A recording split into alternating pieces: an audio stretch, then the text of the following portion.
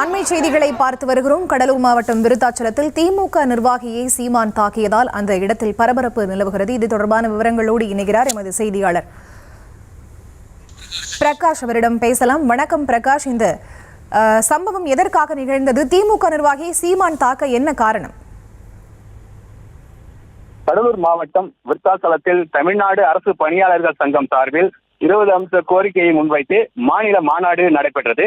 இதற்கு சிறப்பு அழைப்பாளராக நாம் தமிழர் கட்சியின் தலைமை ஒருங்கிணைப்பாளர் சீமான் கலந்து கொண்டு சிறப்புரையாற்றினார்.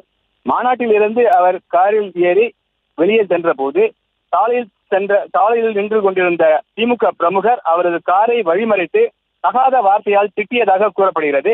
இந்த நிலையில் நாம் தமிழர் கட்சி நிர்வாகிகள் மற்றும் சீமான் ஆகியோர் சேர்ந்து அந்த நபரை சரமாரியாக தாக்கியுள்ளனர்.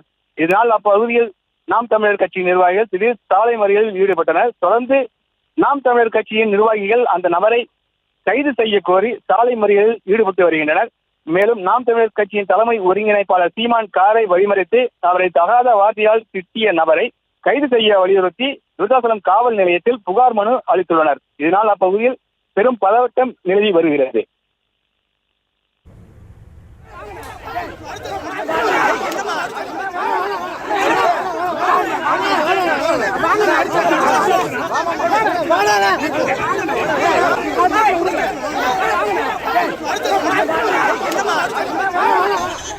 விவரங்களை வழங்கியமைக்கு நன்றி பிரகாஷ்.